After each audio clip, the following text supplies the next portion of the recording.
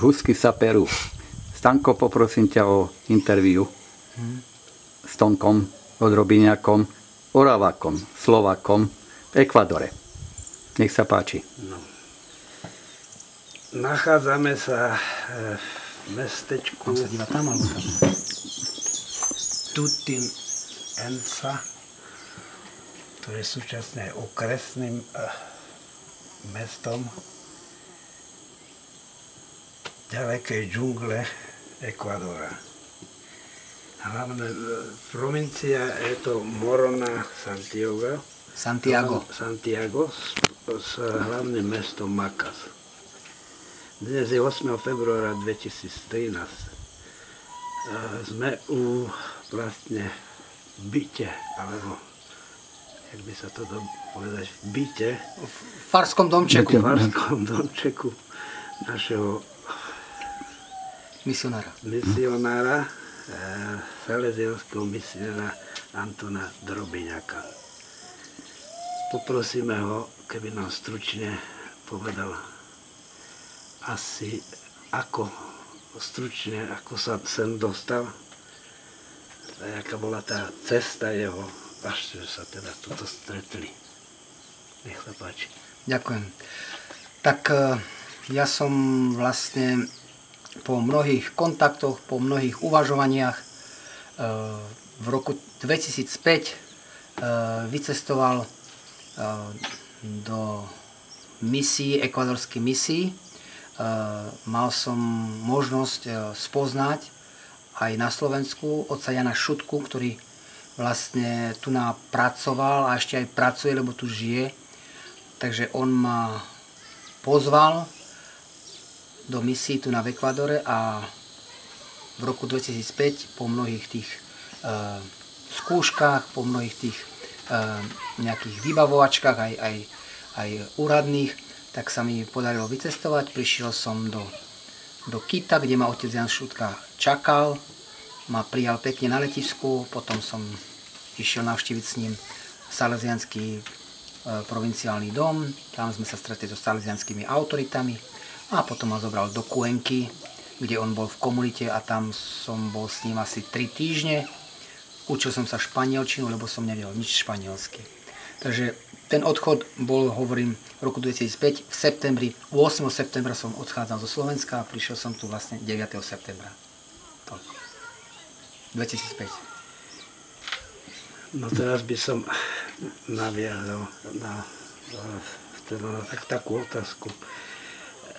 Čo ťa viedlo, hlavne čo ťa viedlo takému ťažkému rozhodnutiu ísť do cudzieho sveta, teda do takých ťažkých podmienok misionárskych? Tak ja ako Salesian som veľa čítal o Don Boscovi, o jeho túžbe, misionárskej túžbe. Vlastne on sám chcel ísť na misie, ale keďže videl potreby byť pri zrode salesianskej spoločnosti a svojou prítomnosťou byť v Taliansku, tak posielal svojich synov Salesianov. Prvá výprava prišla, myslím, že v roku 1876 do Argentíny a potom išli až do Patagónie. Takže bola to túžba Don Bosca. Ja ako Salesian tiež som žil tou túžbou, samozrejme, že zrela postupne, nie tak naraz. No a vedel som, že pracovať v misiách je úloha ťažká, že sa musíš na to pripraviť.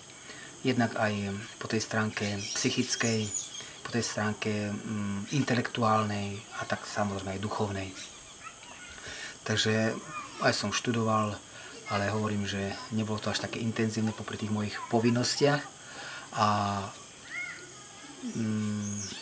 vedel som, že ísť na misie je zrieknúť sa domova, rodiny, priateľov, bratov Salesianov, taktiež rodného kraja, rodného Slovenska.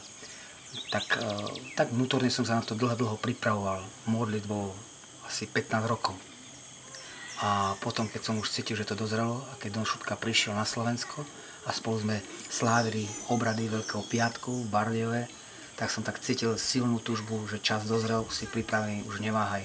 Don Šutka prišiel si ťa zobrať, pozvať, takže je čas, aby si išiel.